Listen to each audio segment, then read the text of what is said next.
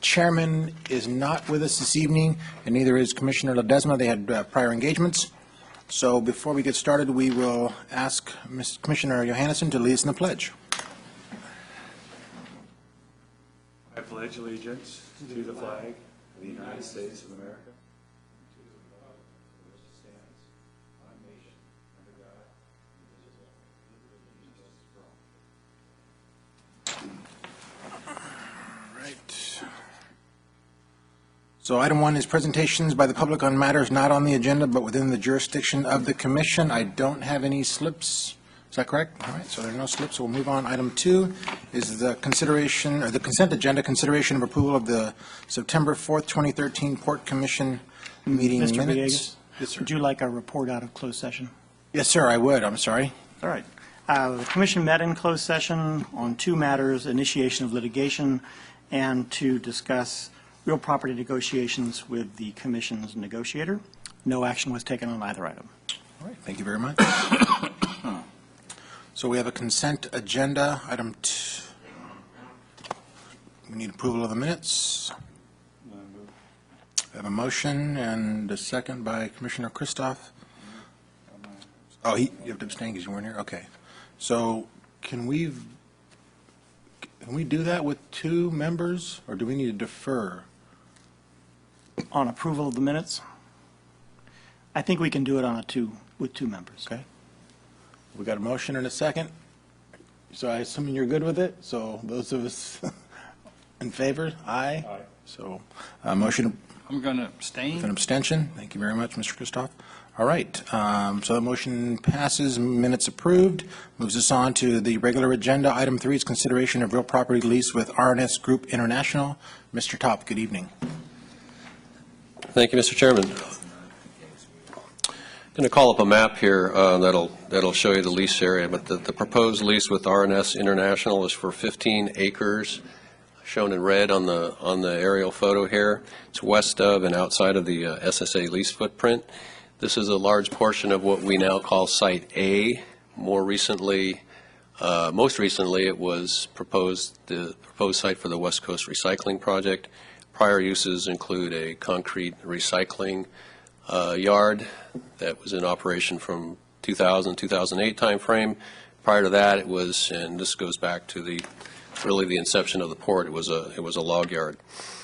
The tenant is a log exporter that will stage logs on the property, load shipping containers for export through the Port of Oakland, and also will be loading bulk log vessels here at the Port of West Sacramento. The guaranteed ground rent to the port is $10,000 per month. We discounted that a little bit to incentivize bulk log vessel exports here. So there's a 1 vessel minimum guarantee with a stiff penalty of $50,000 for non-performance there. And we expect the bulk vessel guarantee to generate a minimum of additional $30,000 a year. So that brings the total minimum lease payment of to the port of $150,000 a year. That jumps up to the port's 3rd largest lease after SSA and CEMEX, so it's a big lease for us. An additional benefit is, as I mentioned, they're a container exporter. As you know, we're trying to start the container barge service, so this would provide an on-site shipper ready to use that service if and when we can get it up and running. This lease brings an ideal maritime-oriented tenant to the port that will bring ILW jobs with the bulk vessels. It'll provide revenue to SSA as well. And the 3-year term was negotiated to maintain our flexibility for longer-term uses at the property. So staff is recommending approval of the lease tonight. The second recommendation is that the commission approves a Class 1 categorical exemption as the appropriate level of environmental review for the project. Thank you. Great. Thank you, Mr. Tochter. Are there any comments or questions by the commission? Mr. Johannesson. Hey, Rick, how many jobs are going to be created by this? Do you have an estimate of that? Well, the log yard operation is fairly lean and mean. 2 2 to 3 daily employees. I think they'll be running a daily operation Monday through Friday, day shifts only. When they bring a vessel in, it'll be very similar to a break bulk operation, very similar to a bag rice vessel. So that's a significant gang size for the ILWU, 20 to 22 person gang, 10 gangs to finish the vessel, something like that. So every vessel that comes in should be about 220 jobs, day jobs. And then I guess the only other question I have is the reason for the short-term lease is because that's the property we're kind of considering if we have to move the tank farms, for example. Right. So when we went through the business planning update, we carved this area out from the SSA footprint, and given the interest in relocating the tank farms off the river, this is actually an ideal site for a tank farm. It's on the Kinder Morgan pipeline, and it remains a long-term possibility. All right, thank you. Mr. Kristoff? No. Nope, nothing. Rick, where the law, I know they're heading to China, where are they coming from? They're coming out of the Northern Sierra, Just over. Okay. All right, great. All right, well, thank you. I know this certainly inches closer to what we've all been talking about on several fronts, bringing additional maritime uses and finding ways to create more jobs and taking advantage of some of the land that's been sitting vacant for quite some time. So I know that you've moved very quickly to try to find ways to accomplish what I think we set out some time ago. So thank you very much. It's good work. All right.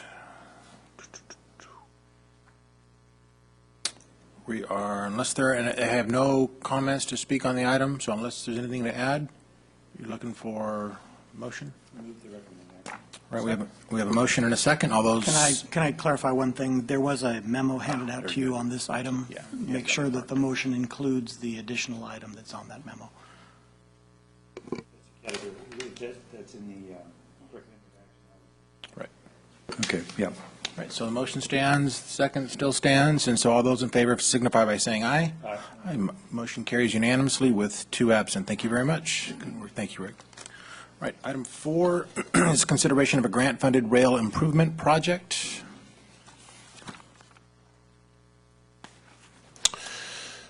So as a commission may recall, about 2 years ago, almost 2 years ago, the port sold the 18.8 most northerly acres of the north terminal to Sierra Northern Railroad.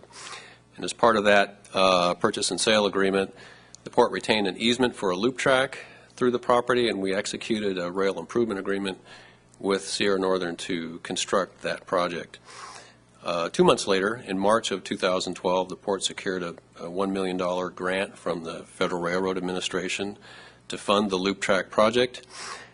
Subsequently, that project was put on hold as the new business plan was being developed and as additional unfunded costs related to that loop track were identified.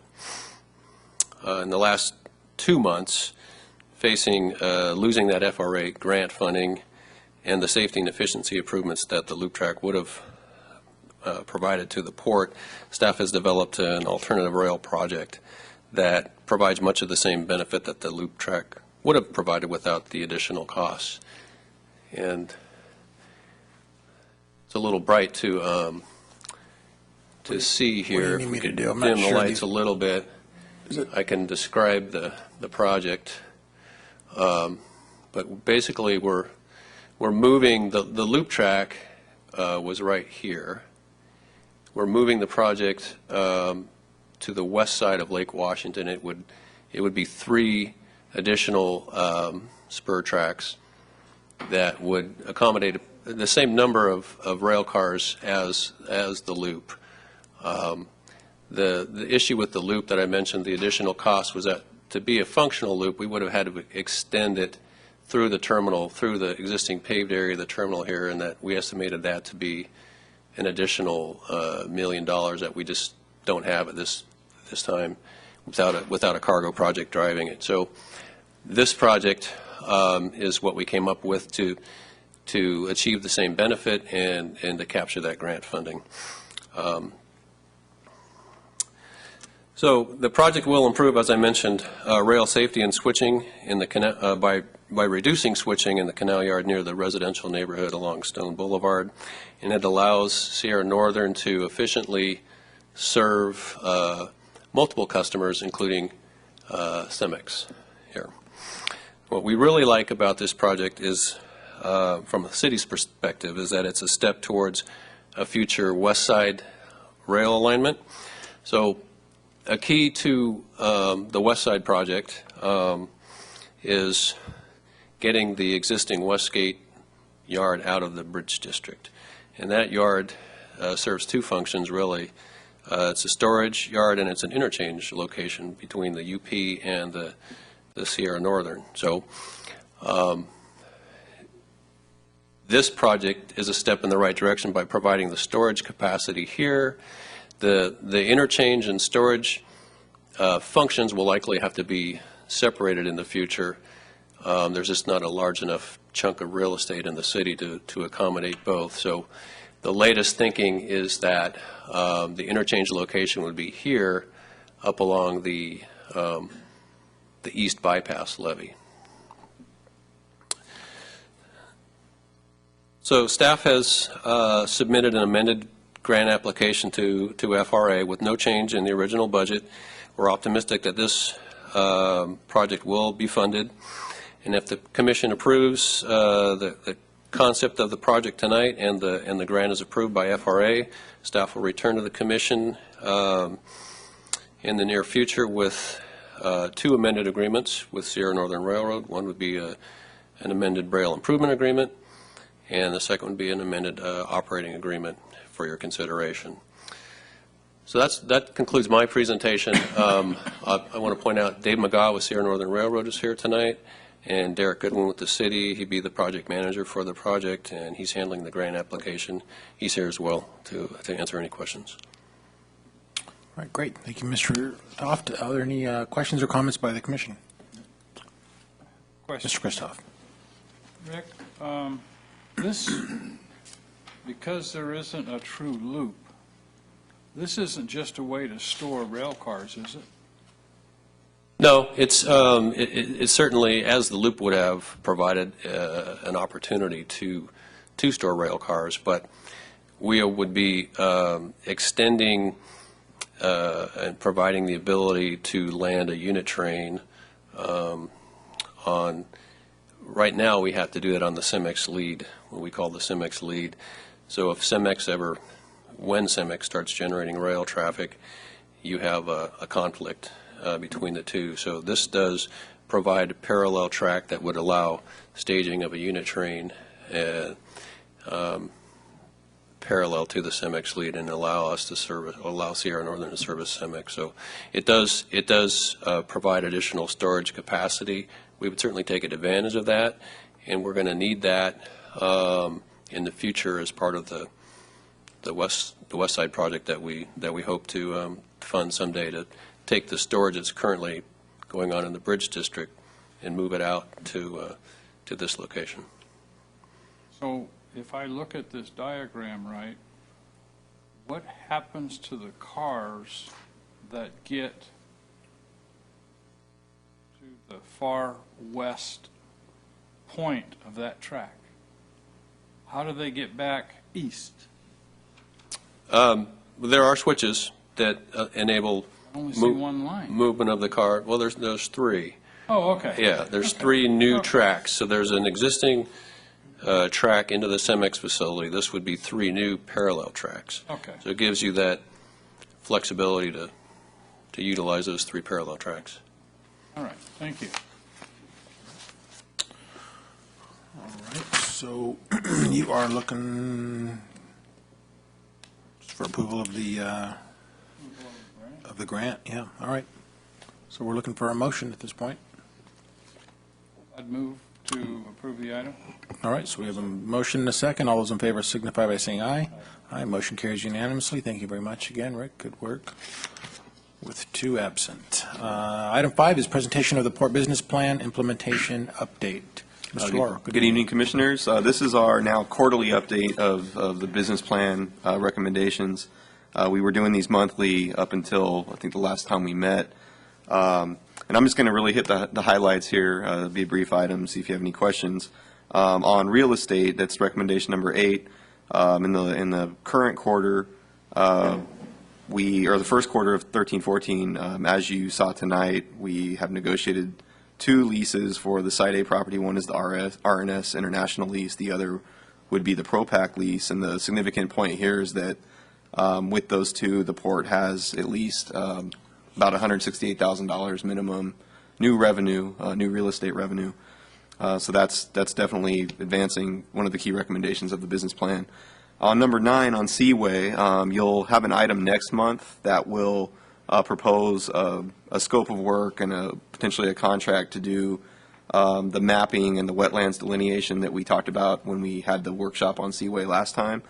So our staff is currently soliciting bids for that work, and we'll bring it back to you for your consideration at the next meeting. On habitat mitigation, just wanted to point out that we have had a lot of interest in some of our delta lands, including Prospect Island. We may, in the near future, be getting some kind of offer for that, so you may see something coming to you related to those lands in the future. And on number 15, the Marine Highway Project, SSA is currently completing a market study for the barge container service in our market. And once that's done, we'll share that with you and give you an update on where that project stands. And then lastly, on number 16, on channel maintenance, just wanted to point out the staff had a meeting. They had a couple of purposes, but one of them with the new colonel of Army Corps of Engineers was to inform the colonel and do some advocacy for maintaining the channel, making sure the funding continues for that purpose to keep it at the 30-foot depth that we need. So that's all I had in terms of updates. There are other updates on here, but those are kind of the main ones to point out. So if you have any questions, I'd be happy to take them. Just a question, Aaron, on the item 15, the market study. When are they projecting to have any results? Rick, do you answer that one? So the lease that was executed required them to finish that within 6 months. So they're on track to have that done. It'll be during the holiday period, of course, but by the end of December, we'll have that report. They may be here and be prepared for an update to the commission at the next meeting on December 11th. They'll be very close to having it finished. Yeah. Perfect. Great. Thank you very much. All right. So that was just an update, right? No action needed from us on that item. Any other questions or comments? Seeing none, that concludes a better part of the agenda. And that takes us to any commission reports. Any reports to provide? CEO report. Mr. CEO. Just briefly, Rick mentioned Derek Goodwin's effort on the FRA grant. Derek was very creative, did a great job, preserved $1 million to the port. I just want to signal him out on the great job that he did.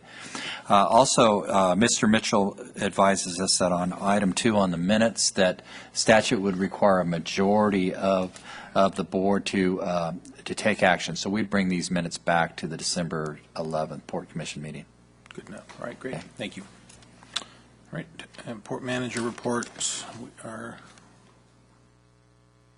We're good, right? Okay, we're good. All right. We are concluded. Thank you very much.